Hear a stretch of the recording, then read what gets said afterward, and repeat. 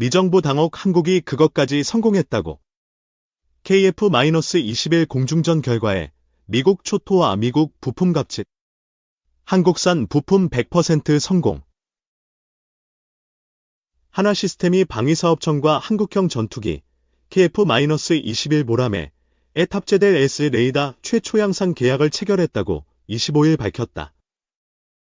계약 규모는 1,100여억 원으로 2025년 8월 말부터 KF-21에 탑재될 예정이다. KF-21S 레이더 양산 사업은 최초 양산과 후속 양산으로 구분돼 추진된다. 이번 체결된 계약에 따라 하나시스템은 최초 양산 20대를 시작으로 향후 후속 양산까지 안정적으로 S-레이더를 공급할 계획이다. 한국 최초의 국산 전투기 KF-21의 성공적인 개발은 S-레이더의 국산화에 달렸다고 해도 과언이 아니다. 전투기의 눈으로 불리는 S-레이더는 공중과 지상 해상 표적에 대한 탐지 및 추적 등 다양한 임무를 동시에 수행하는 최첨단 레이더로 현대 공중전에서 전투기의 생존 및 전투의 승패를 가르는 핵심 장비로 꼽힌다. 기존 전투기에 달린 기계식 레이더보다 더 넓은 영역을 탐지하고 공중과 지상의 다중 표적과 동시 교전을 하는 것이 가능하다. 2015년 미국이 전투기 핵심 기술 이전을 거부한 이후 국내 기술로만 S-레이더를 개발하는 것은 불가능하다는 우려가 나왔으나 국방과학연구소 주관으로 하나시스템과 개발에 착수한 지 불과 4년 만인 2020년에 제1호기를 출고하며 한국의 레이더 기술력을 입증했다. 이후 국내외에서 약 200소티 이상 비행시험을 통해 항공기용 S-레이더 성능을 입증하고 잠정 전투용 적합 판정을 받아 첫 양산에 돌입하게 됐다. 박혁 하나시스템 감시정찰부문 사업대표는 하나시스템은 항공기용 S-레이더를 개발 및 공급하고 수출까지 성사시킨 국내 유일한 기업이라며 미들급 전투기부터 경전투기급, 그보다 더 작은 무인기까지 적용할 수 있는 다양한 항공기용 S-레이더 전력화 실적을 통해 글로벌 시장을 적극 공략할 것이다 라고 말했다.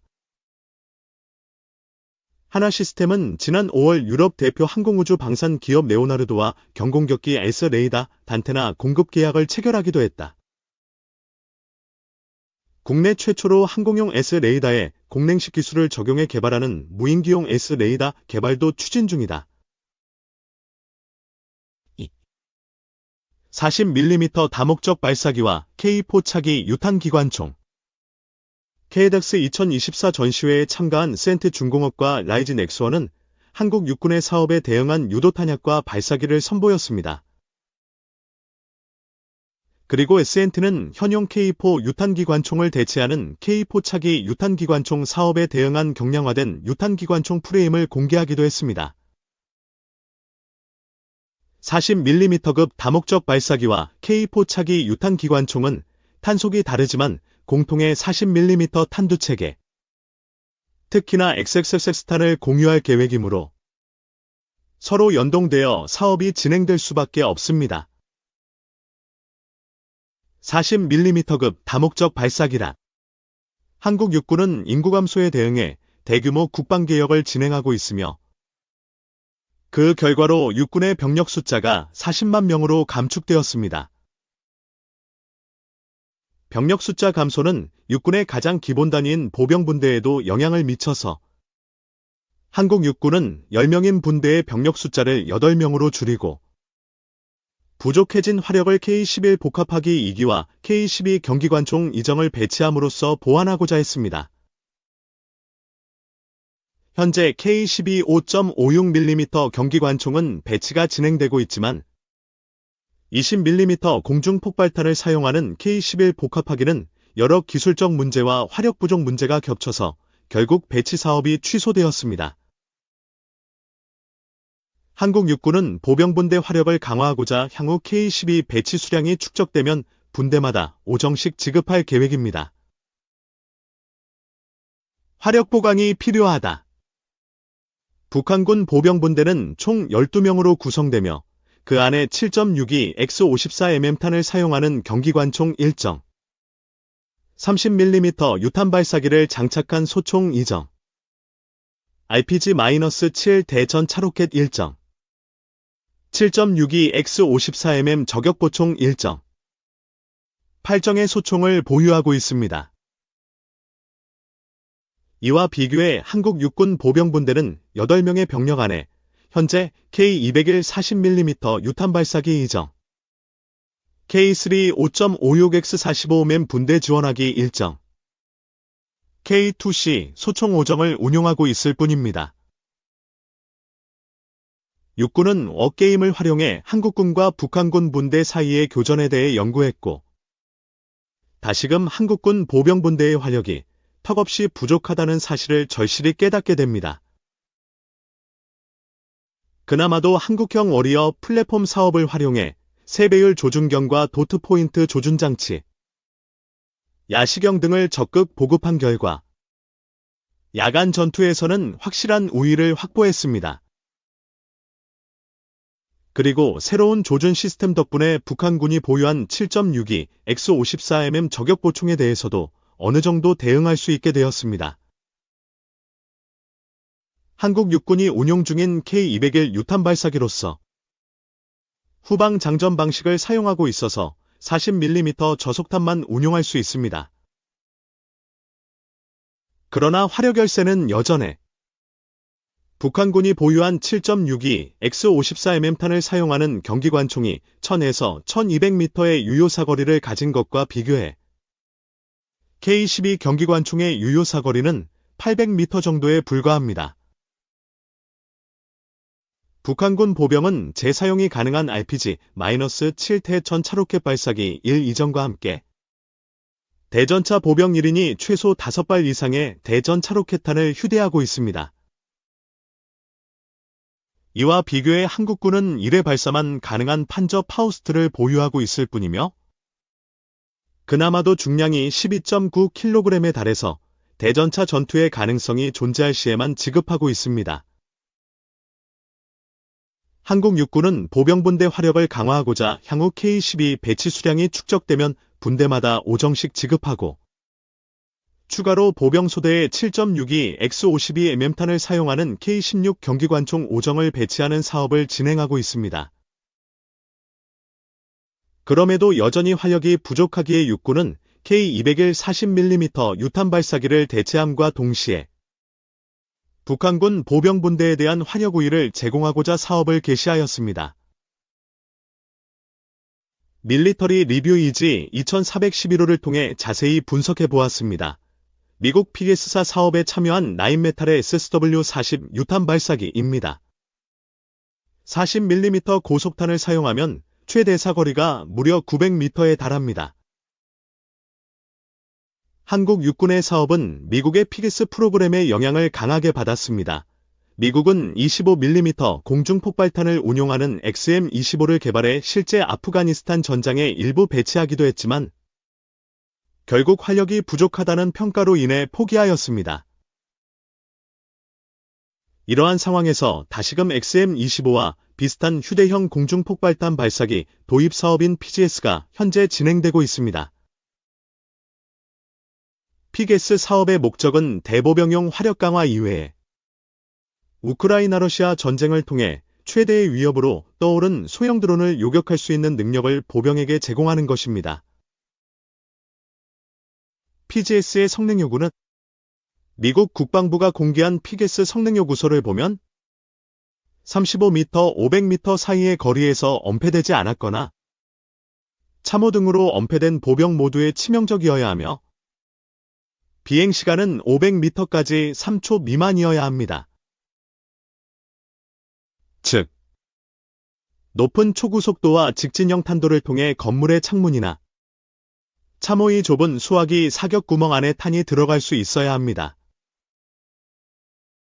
미국 육군은 XM-25 사업의 실패 경험을 반영해 사용탄의 구경을 지정하지 않았으며 단지 최대 유효사거리 500m, 전표적이라면 350에서 400m 정도, 화기의 길이는 863mm 이하, 중량은 6.6kg 이하를 요구했을 뿐입니다. 미국 피기스 사업의 2단계를 통과한 벨기에 FN사의 피기스-001로 30mm 공중폭발탄을 사용하고 있습니다. 탄약으로 3가지 탄종. 그러니까 지능형 고폭탄, 공중폭발탄, 훈련탄, 근접전 탄약을 운용할 수 있어야 합니다. 여기서 근접탄은 3에서 35m 거리 안에 있는 근거리 표적을 상대하기 위한 것으로서 샷건탄 형태가 될 가능성이 높고, 앞선 XM25가 근접전 능력이 없어서 사수가 추가로 M4 카빈이나 권총을 휴대해야 했다는 교훈을 반영한 것입니다.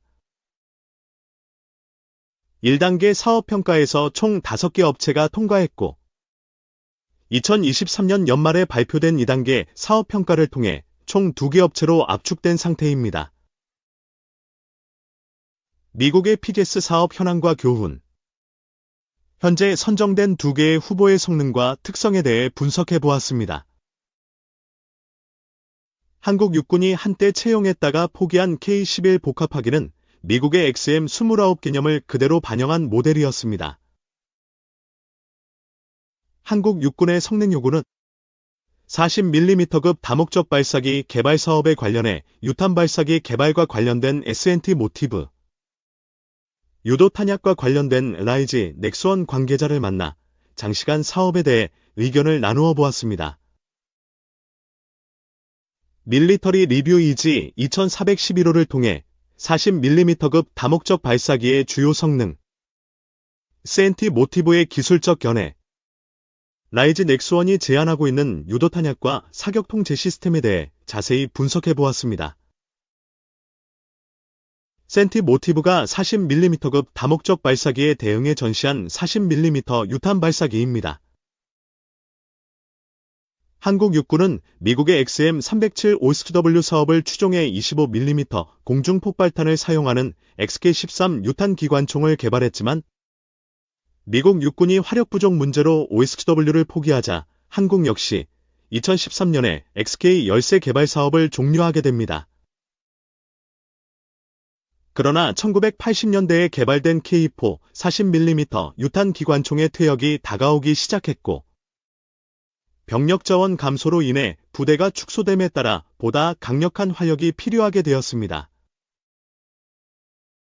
이에 한국 육군은 미국 특수전 부대가 채택한 MK-47 스트라이커와 같은 체계, 그러니까 기존의 40mm 고속탄을 그대로 사용하면서도 경량화되었고, 40mm 공중폭발탄도 운용할 수 있는 K4 차기 유탄 기관총을 요구하게 됩니다.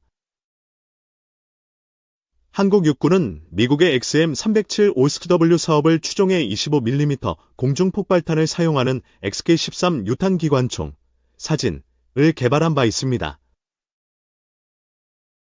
K4 사업의 개발 목표. 관계자는 육군이 K4 유탄 기관총 대체 사업에 K4란 명칭을 부여한 것은 새로운 규격의 탄약이 아닌 기존의 40mm 고속유탄을 그대로 사용하기 위한 포석이라 설명해 주었습니다. K4의 개발 목표는 현용 40mm 탄을 그대로 활용하면서 K4와 비교의 중량을 현격히 줄이고자 합니다.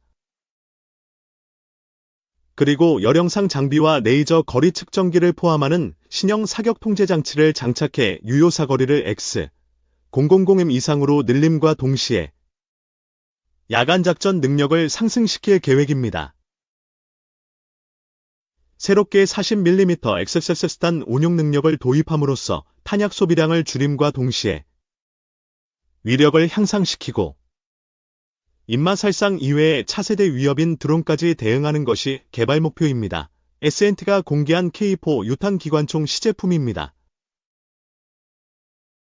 이러한 복잡한 요구 성능으로 인하여 K4는 각각 유탄 기관총, RCWS, 원격 사격 통제, 체계로 나뉘어서 사업이 진행되고 있으며, 유탄 기관총은 K4를 생산 중인 S&T가, RCWS 체계는 554가 참여하고 있습니다.